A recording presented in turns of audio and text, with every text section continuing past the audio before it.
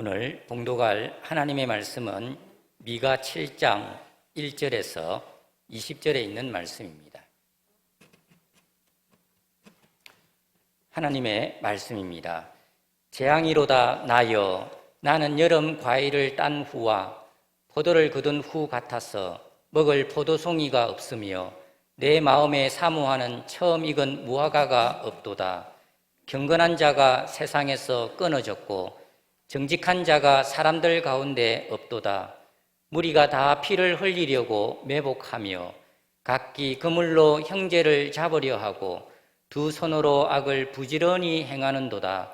그 지도자와 재판관은 뇌물을 구하며 근세자는 자기 마음의 욕심을 말하며 그들이 서로 결합하니 그들의 가장 선한 자라도 가시 같고 가장 정직한 자라도 찔레 울타리보다 더하도다. 그들의 파수꾼들의 날 곧 그들 가운데에 형벌의 날이 임하였으니 이제는 그들이 요란하리로다. 너희는 이웃을 믿지 말며 친구를 의지하지 말며 내 품에 누운 여인에게라도 내 입의 문을 지킬지어다. 아들이 아버지를 멸시하며 딸이 어머니를 대적하며 며느리가 시어머니를 대적하리니 사람의 원수가 곧 자기의 집안 사람이로다. 오직 나는 여호와를 우러러보며 나를 구원하시는 하나님을 바라보나니 나의 하나님이 나에게 귀를 기울이시리로다. 나의 대적이여 나로 말미암아 기뻐하지 말지어다. 나는 엎드러질지라도 일어날 것이요 어두운 데 앉을지라도 여호와께서 나의 빛이 되실 것이미로다. 내가 여호와께 범죄하였으니 그의 진노를 당하려니와 마침내 주께서 나를 위하여 논쟁하시고 심판하시며 주께서 나를 인도하사 광명에 이르게 하시리니 내가 그의 공의를 보리로다. 나의 대적이 이것을 보고 부끄러워하리니 그는 전에 내게 말하기를 내 하나님 여호와가 어디 있느냐 하던 자라. 그가 거리에 진흙같이 밟히리니 그것을 내가 보리로다. 내 성벽을 건축하는 날 곧 그날에는 지경이 넓어질 것이라. 그 날에는 아수르에서 애굽 성읍들까지 애굽에서 강까지 이 바다에서 저 바다까지 이 산에서 저 산까지의 사람들이 내게로 돌아올 것이나 그 땅은 그 주민의 행위의 열매로 말미암아 황폐하리로다. 원하건대 주는 주의 지팡이로 주의 백성 곧 갈멜 속 살림에 홀로 거주하는 주의 기업의 양떼를 먹이시되 그들을 옛날같이 바산과 길라앗에서 먹이시옵소서. 이르시되 내가 애굽 땅에서 나오던 날과 같이 내가 그들에게 이적을 보이리라 하셨느니라. 이르되 여러 나라가 보고 자기의 세력을 부끄러워하여 손으로 그 입을 막을 것이요 귀는 막힐 것이며 그들이 뱀처럼 티끌을 핥으며 땅에 기는 벌레처럼 떨며 그 좁은 구멍에서 나와서 두려워하며 우리 하나님 여호와께로 돌아와서 주로 말미암아 두려워하리이다. 주와 같은 신이 어디 있으리이까? 주께서는 제약과 그 기업의 남은 자의 허물을 사유하시며 인애를 기뻐하심으로 진노를 오래 품지 아니하시나이다. 다시 우리를 불쌍히 여기셔서 우리의 제약을 발로 밟으시고 우리 모든 죄를 깊은 바다에 던지시리이다. 주께서 옛적에 우리 조상들에게 맹세하신 대로 야곱에게 성실을 베푸시며 아브라함에게 인애를 더하시리이다. 아멘. 할렐루야. 오늘 설교는 모두 4단락으로 나누어집니다. 첫째 단락에서는 미가 선지자가 활동하던 시기에 이스라엘의 문제가 무엇이었는지를 살펴보고, 둘째 단락에서는 이 문제들과 관련된 오늘 우리의 문제를 생각해 보겠습니다. 셋째 단락에서는 하나님께서 이스라엘의 문제를 어떻게 해결하시고 이스라엘을 회복시켜 주셨는지를 살펴본 후에 넷째 단락에서 하나님께서 오늘 우리가 가지고 있는 이 모든 문제를 어떻게 해결하시고 우리를 회복시켜 주시는지를 생각해 보겠습니다. 미가서는 북쪽 이스라엘이 아수르에 의해 멸망당하기 바로 직전에 기록되었습니다. 북쪽뿐만 아니라 남쪽도 사실 극히 타락한 상태에 놓여 있었고, 먼저 북쪽 이스라엘이 멸망한 이후에 얼마 지나지 않아서 남쪽 유다도 멸망하게 되었습니다. 미가서 1장에서부터 3장까지의 내용을 살펴보면 당시 이스라엘이 얼마나 타락한 상태였는지에 대해서 언급합니다. 무엇보다도 지도자들이 모두 다 죄악에 빠졌고, 그러므로 백성들도 죄악 가운데 살 수밖에 없었습니다. 하나님은 이방 나라를 들어서 이스라엘과 유다를 심판하실 수밖에 없으셨던 것입니다. 미가서의 내용을 보면 그들이 저질렀던 가장 큰 죄는 무엇보다도 그들이 공의롭지 않았다는 것입니다. 다른 사람들을 속이고 압제하고 뇌물을 주고 다른 사람들의 것을 빼앗고 자신의 욕심을 채우려고 했습니다. 뿐만 아니라 그 시대 사람들에게는 사랑이 없었습니다. 가난한 사람들, 어려운 가운데 있는 연약한 사람들을 함부로 대하고 오히려 그들을 억울하게 만드는 이런 죄가 그들 가운데 횡배했고, 뿐만 아니라 우상을 숭배하는 그런 범죄가 가득하였던 것입니다. 오늘 우리가 읽은 이 미가서 7장을 보면 당시 이스라엘의 상황이 어떠했는지를 아주 구체적으로 보여주고 있습니다. 그들이 범죄함으로 하나님은 진노하셨고, 그 결과 이스라엘 백성들은 먹고 사는데 어려움을 겪게 됩니다. 1절 말씀에 재앙이로다 나여 나는 여름 과일을 딴 후와 포도를 거둔 후 같아서 먹을 포도송이가 없으며 내 마음에 사모하는 처음 익은 무화과가 없도다 라고 말하고 있습니다. 마치 추수가 다 끝나고 난 다음에 가수원에도 들판에도 먹을 것이 남아있지 않는 것처럼 아직 추수를 하지도 않았는데 아무것도 먹을 것이 없는, 먹고 살기가 너무도 힘든 그런 상황이었다는 것입니다. 범죄는 범죄를 낳았고 세상은 온통 악으로 가득 찼습니다. 눈을 씻고 찾아봐도 선하고 착한 사람을 찾아볼 수가 없었습니다. 그들은 같은 민족이고 같은 형제이면서도 서로 미워하고 서로 속이고 죽이고 빼앗았습니다. 2절, 3절에 경건한 자가 세상에서 끊어졌고 정직한 자가 사람들 가운데 없도다. 무리가 다 피를 흘리려고 매복하며 각기 그물로 형제를 잡으려 하고 두 손으로 악을 부지런히 행하는 도다 라고 합니다. 소위 권력을 가졌다고 하는 지도자들은 자신의 권력으로 돈만 밝히고 자신의 욕심만 차렸습니다. 이런 권력자들이 모두 한 통속이 되어서 집단적으로 백성들을 억압했습니다. 3절 후반에 그 지도자와 재판관은 뇌물을 구하며 권세자는 자기 마음의 욕심을 말하며 그들이 서로 결합하니 라고 합니다. 그러니 지도자들 중에 믿을 만한 사람은 하나도 없었습니다. 억울한 일을 당한 백성들이 그 누구에게도 가서 호소할 수가 없었습니다.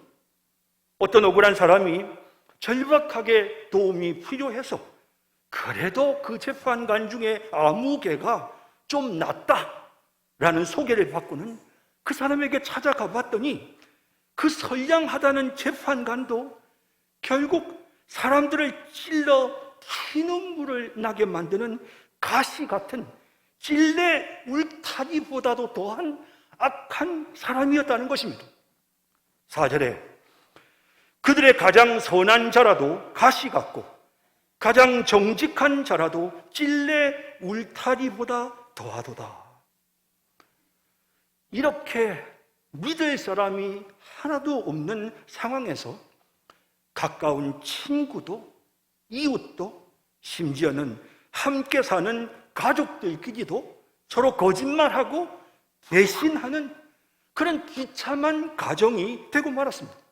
5절, 6절에 너희는 이웃을 믿지 말며 친구를 의지하지 말며 내 품에 누운 여인에게라도 내 입의 문을 지킬지어다. 아들이 아버지를 멸시하며 딸이 어머니를 대적하며 며느리가 시어머니를 대적하리니 사람의 원수가 곧 자기 집안 사람이리로다. 이러한 상황이었습니다.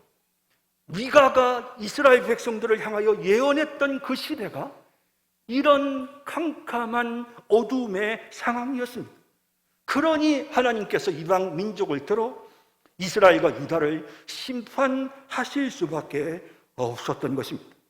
다른 이유가 없습니다. 그들이 지은 죄가 그들을 이렇게 비참하게 만들어 버린 것입니다.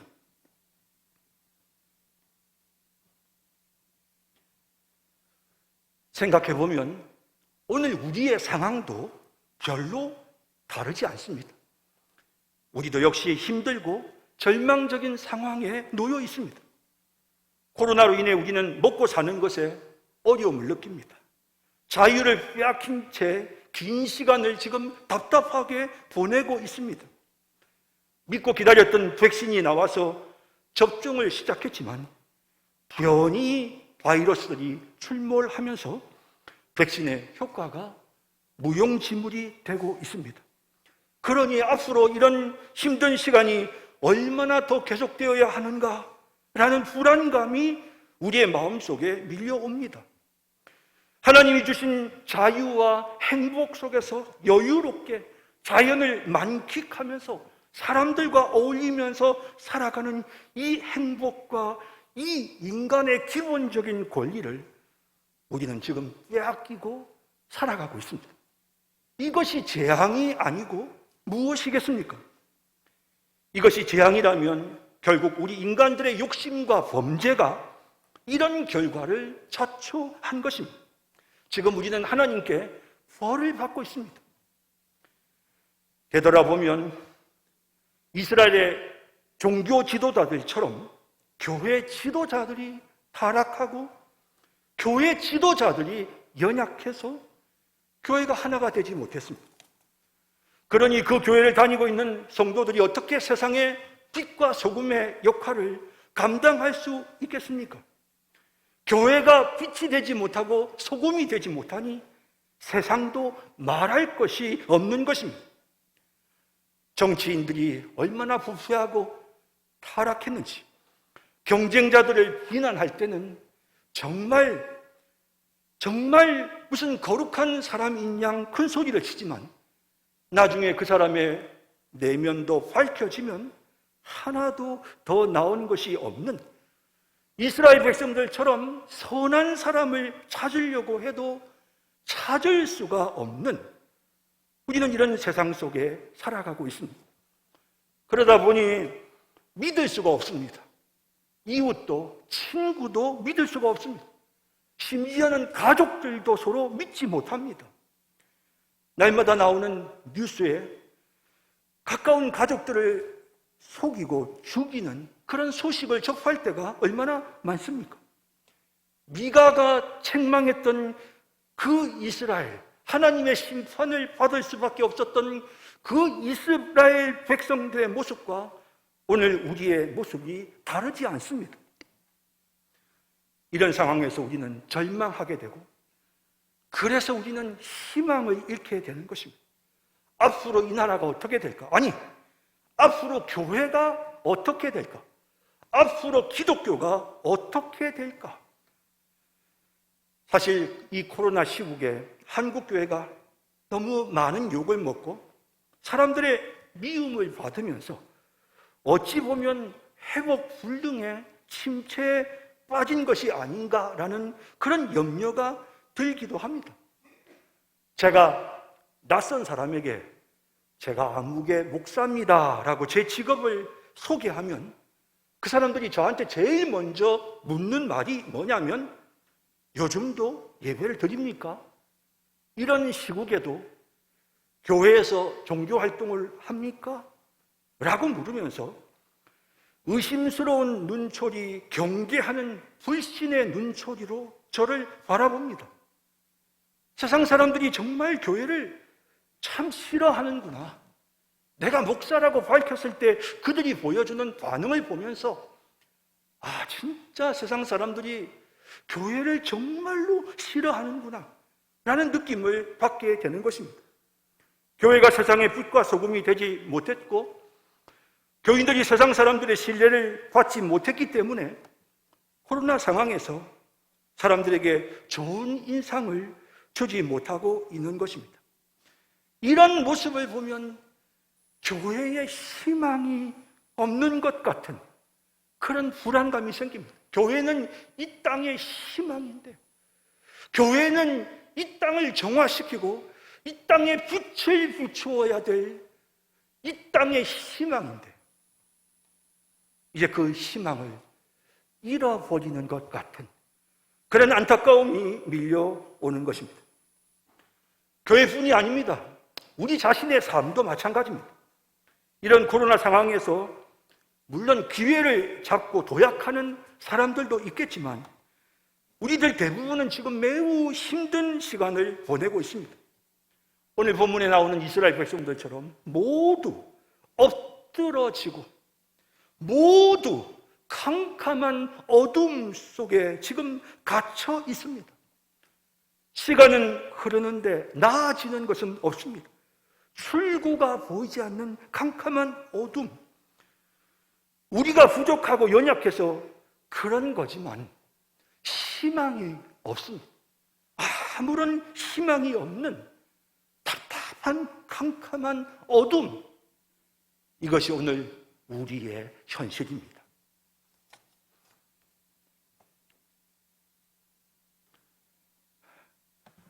본문에는 놀랍게도 이스라엘이처럼 하나님 앞에 범죄하고 하나님의 심판을 받는 이런 캄캄한 어둠의 상황 속에 놓여 있음에도 불구하고 하나님께서 그 이스라엘을 회복시켜 주시는 하나님의 영광스러운 그 모습이 기록되어 있습니다.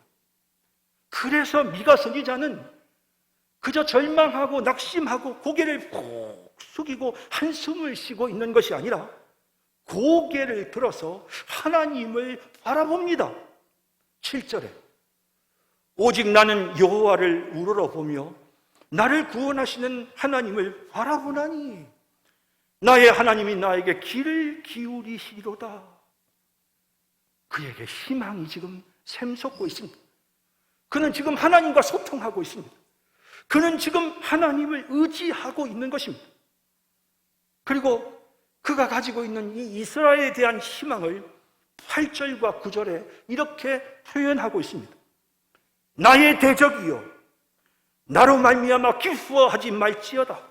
나는 엎드러질지라도 일어날 것이요 어두운 데 있을지라도 여호와께서 나의 빛이 되실 것이미로다.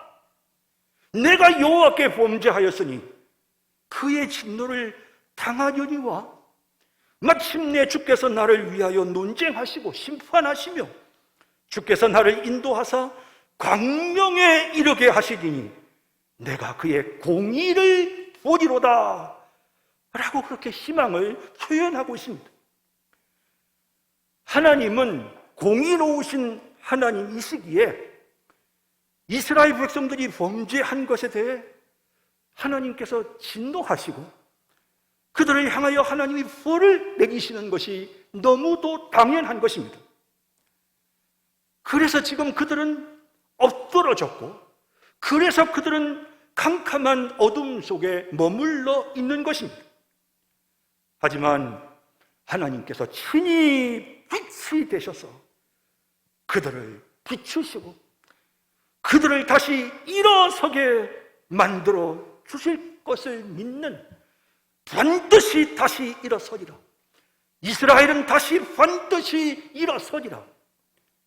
미가는 이런 희망을 가지고 하나님을 바라봤던 것입니다. 뿐만 아니라 오늘 우리가 이건 본문을 보면 하나님께서 이스라엘을 다시 일으켜 세워주시는 그날에는 열방 족속들, 모든 나라들이, 여기 아수르와 애굽이라고 그렇게 표현되어 있습니다. 왜냐하면 그 당시에 가장 강대한 나라가 바로 아수르와 애굽이었습니다. 아수르와 애굽으로 부유되는 하나님을 모르는 이방 민족들이 전 세계로부터, 각 나라의 산과 바다로부터 하나님을 섬기기 위해서 나오게 될 것이다 라는 그런 미래의 꿈과 비전을 지금 소개하고 있습니다. 11절 12절에 내 성벽을 건축하는 날, 하나님께서 교회를 회복시키시는 그날, 곧 그날에는 지경이 넓혀질 것이라. 하나님의 나라가 확장된다는 것입니다. 그날에는 아수르에서 애굽 성읍들에까지, 애굽에서 강까지, 이 바다에서 저 바다까지, 이 산에서 저 산까지의 사람들이 내게로 돌아올 것이나 라고 말씀하고 있습니다. 하나님을 몰랐던 이방 민족들이 하나님께로 찾아 나오는, 물론 하나님을 대적하는 원수들은 심판을 받고 멸망을 당하지만 하나님께서 구원하기로 작정하신 모든 이방 민족들이 하나님께로 나오는, 하나님을 섬기기 위해 몰려 나오는 이런 영광스러운 이스라엘의 회복이 있을 것임을 그가 지금 믿음으로 선포하고 있는 것입니다. 미가서에는 이런 내용들이 참 많습니다. 미가서 3장 1절 2절에 보면 하나님께서 자신의 나라를, 이스라엘을 회복시키실 때 어떤 일이 일어나는지를 이렇게 표현합니다. 끝날에 이르러는 여호와의 전에 산이 산들의 꼭대기에 굳게 서며, 그건 하나님의 통치와 다스리심이 가장 지극히 높아지는 것을 의미하는 것입니다. 작은 산들 위에 뛰어나고 민족들이 그 뒤로 몰려갈 것이라. 하나님을 섬기기 위해 모든 사람들이, 민족들이 하나님께로 나옵니다. 곧 많은 이방 사람들이 가며 이르기를, 오라, 우리가 여호와의 산에 올라가서 야곱의 하나님의 전에 이르자. 그가 그의 도를 가지고 우리에게 가르치실 것이니라. 우리가 그의 길로 행하리라 하리니 이는 율법이 시온에서부터 나올 것이요 여호와의 말씀이 예루살렘에서부터 나올 것임이라 라고 말씀하고 있습니다. 예, 말세가 되어 하나님을 섬기는 거룩한 하나님의 성전에서 율법의 말씀이 선포가 되어지고 이방 민족들이 그 하나님의 말씀을 듣고 배우고 순종하는, 하나님을 섬기는 놀라운 하나님 나라의 영광이 실현될 것임을 말씀하고 있는 것입니다. 그뿐만 아니라 이 하나님이 통치하시는 하나님의 나라는 온 세계 모든 민족을 굴복시키고 점령하고 뻗어나갈 것입니다. 그래서 미가서 4장 13절에 이런 말씀이 나옵니다. 딸 시온이여 일어나서 출지하다. 내가 내 뿔을 무쇠 같게 하며 내 굽을 놋 같게 하리니 내가 여러 백성을 쳐서 깨뜨릴 것이라. 내가 그들의 탈취물을 구별하여 여호와께 드리며 그들의 재물을 온 땅에 주께 돌리리라.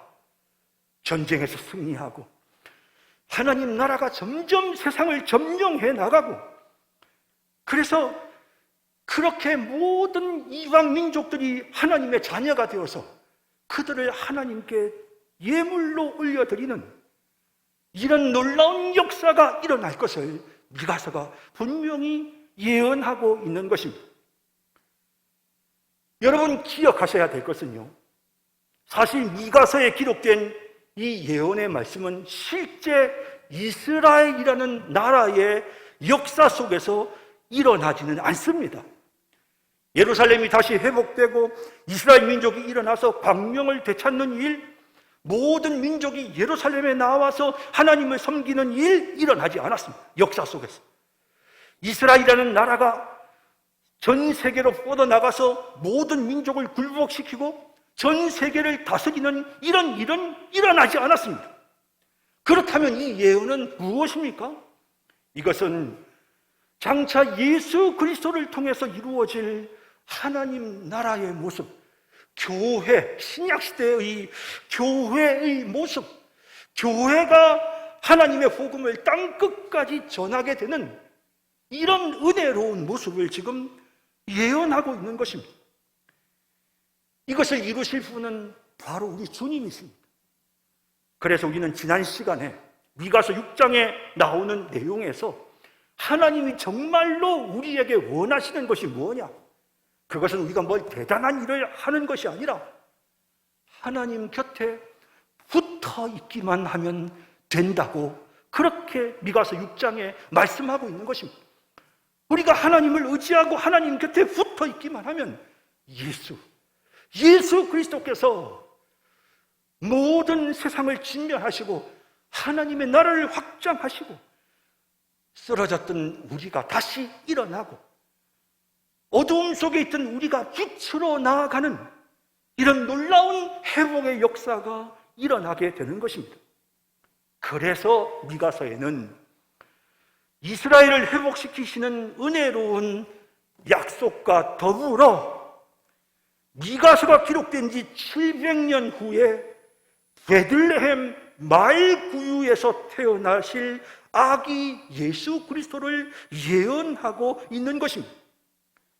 이 예수 그리스도는 여인의 후손으로 이 땅에 오실 것이며 하나님이 구원하시기로 작정한 모든 남은 자들이 하나님께로 나오도록 만들 것이며 만왕의 왕과 목자가 되셔서 자기 백성들을 통치하시고 구원하시며 하나님의 나라를 땅끝까지 미치게 하실 왕이십니다. 그 사실을 이렇게 미가서가 예언하고 있습니다. 미가서 5장 2절에서 4절에 베들레헴 에브라다야 너는 유다 족속 중에 작을지라도 이스라엘을 다스릴 자가 네게서 네게로 나올 것이라.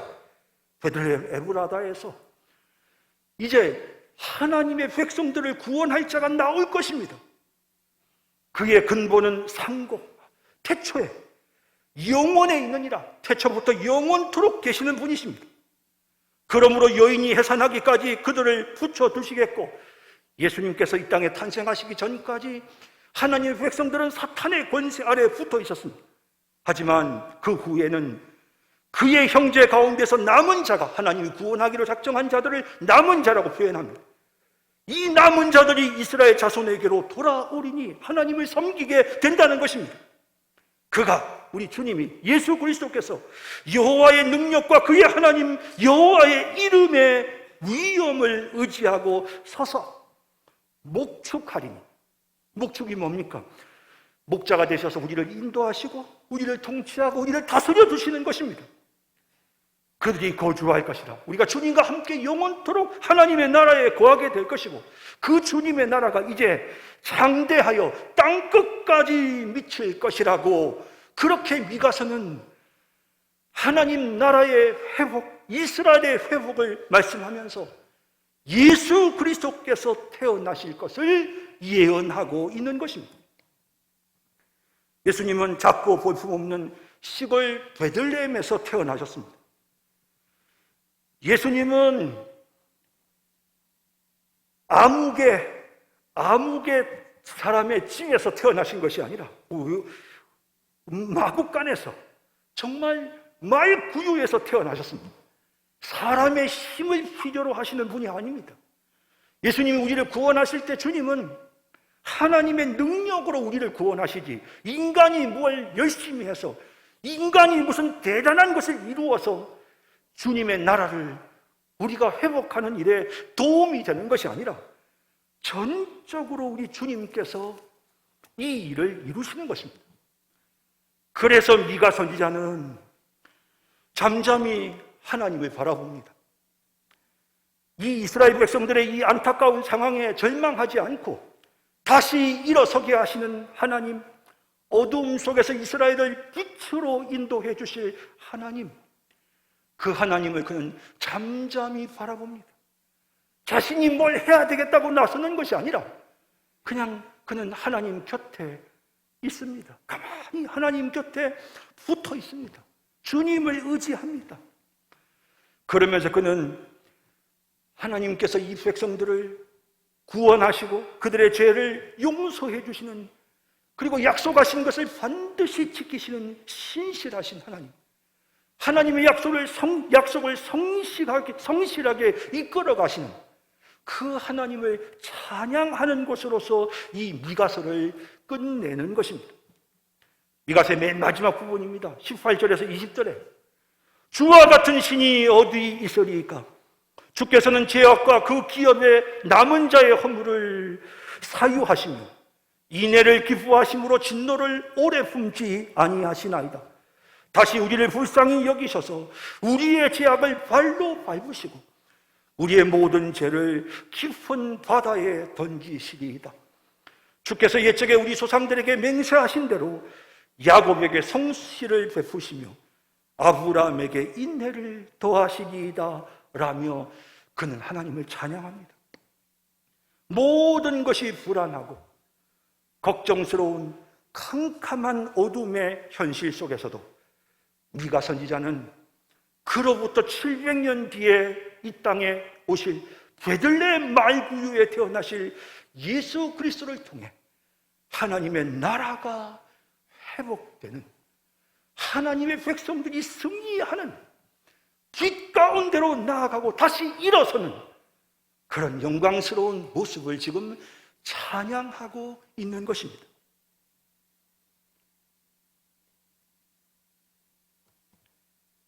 하나님께서 미가 선지자를 통해서 약속하신 것처럼 우리 주님이 이 땅에 오셨습니다. 그리고 엎드러진 하나님의 백성들을 일으켜 세우십니다. 어두움 속에 있던 우리들을 건져내어 빛으로 우리를 인도하십니다. 모든 민족이 하나님께 나와 하나님을 섬기도록 하나님이 모든 민족, 모든 열방, 땅끝까지 통치하고 다스리십니다. 비록 세상 사람들이 교회에 대해 적대감을 가지고 그리스도인들을 미워하고 공격하지만 하나님의 교회는 세상을 정복하고 하나님의 통치와 다스리심은 온 땅에 미치게 될 것입니다. 그뿐 아니라 모든 세상 모든 민족들이 하나님을 섬기는 놀라운 부흥의 역사가 일어나게 될 것입니다.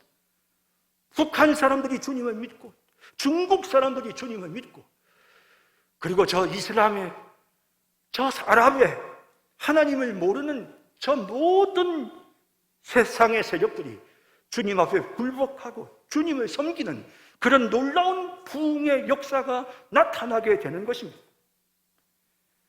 비록 지금 우리는 하나님의 백성답지 못했던 우리의 연약함과 범죄로 인해 캄캄한 어두움 속에 지금 갇혀 있지만 반드시 우리는 그 어두움을 벗어나 찬란한 광명의 새 아침을 맞이할 것입니다. 하나님 우리에게 계속해서 종말의 징조를 통해 아침이 가까이 오고 있다는 사실을 알려주고 있습니다. 세상 사람들에게는 그것이 두려움이지만 우리에게는 소망입니다. 우리에게는 희망입니다. 수많은 백성이 하나님 교회로 밀려오는 그 부흥의 날이 찾아온다는 신호입니다. 여러분, 그러므로 우리는 믿음을 가져야 합니다. 우리는 희망을 품어야 합니다.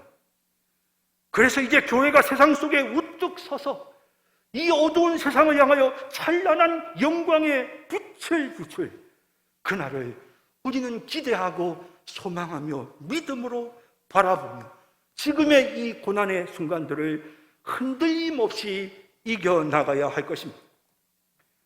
긴 재앙의 시간을 견디면서 사실 우리도 모르는 사이에 점점 우리에게 희망이 사라져가고 있습니다. 희망이 사라지니까 열정도 식어버렸습니다.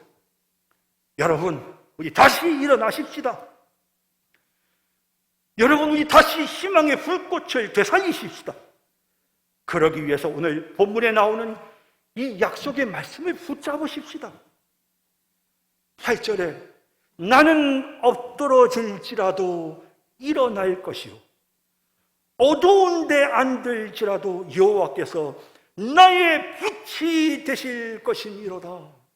이 말씀을 붙잡읍시다. 우리 다 같이 한번 읽어볼까요? 나는 엎드러질지라도 일어날 것이요 어두운 데 앉을지라도 여호와께서 나의 빛이 되실 것이미로다. 할렐루야.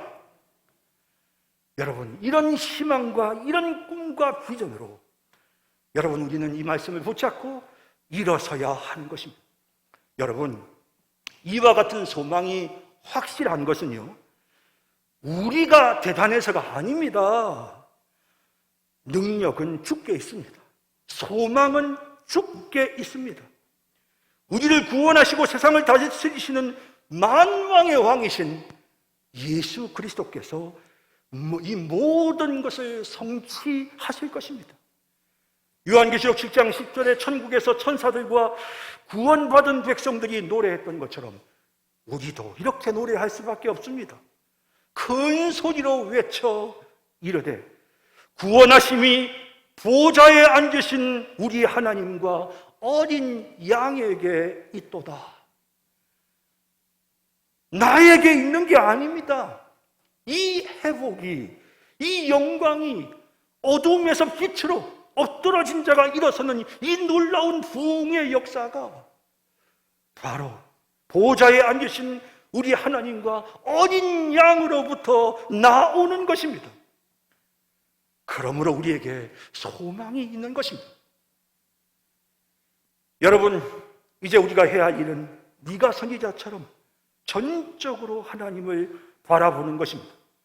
교회가 위기의 시대를 만났다고 위축되지 말고 계속해서 전도하고 계속해서 양육하고 계속해서 선교에 힘써야 하는 것입니다. 코로나로 인해서 우리의 신앙이 위축된 것이 사실이지만 우리는 반드시 다시 일어섭니다. 마음을 강하게 하고 담대히 하십시다. 교회가 일어선다는 말은 하나님 나라 백성들인 우리 한 사람 한 사람도 다시 일어선다는 사실을 보여주는 것입니다. 여러분들이 지금 겪고 있는 이 모든 문제들 속에서 여러분들은 벌떡 일어나서 빛 가운데로 나아가게 될 것입니다. 여러분, 그래서 그 주님을 바라보고 의지하십시다. 아프가니스탄에서 탈레반의 살해 위협을 받으며 죽음의 공포 속에 있는 사람들을 구해내기 위해 지금 얼마나 많은 나라들이 지금 애를 쓰고 노력하고 있습니까? 하지만 다 구해내지 못했습니다. 지난 주간 우리나라는 약속된 아프가니스탄 사람 390명 전원을 한 명도 빠짐없이 구해냈습니다. 약속을 지키는 믿을 만한 대한민국을 전 세계에 보여주었습니다. 그렇게 구원받은 아프가니스탄 390명은 이제 그들을 구해준 대한민국의 국민으로 살게 될 것입니다. 여러분, 그들은 얼마나 큰 축복을 받은 것입니까? 하물며 반드시 약속을 지키시는 전지전능하신 능력의 하나님, 천지를 말씀으로 창조하신 그 능력의 하나님이 우리에게 약속하셨습니다. 내가 반드시 너를 일으켜 주리라. 어두움 속에서 반드시 건져내리라. 하나님 분명히 우리에게 약속하셨습니다. 우리는 다시 일어섭니다. 우리는 하나님 나라의 백성으로 영원히 축복받고 살게 될 것입니다. 여러분, 그 소망을 가지고 우리 하나님을 찬양하고 우리 주님을 의지하고 우리 다시 일어서십시다. 언제까지 여러분 침체되어 이렇게 연약하게 있으실 겁니까? 우리 다시 일어서십시다. 여러분, 주님의 이름으로 일어서십시다. 나의 이름으로, 내 능력으로 일어서는 게 아니고 주님의 이름으로, 주님이 주시는 능력으로 일어서십시다. 캄캄한 어둠에서부터 벗어나서 빛 가운데로 나아가고 회복되어지는 그런 우리 모든 성도님들이 되시기를 주님의 이름으로 축원합니다.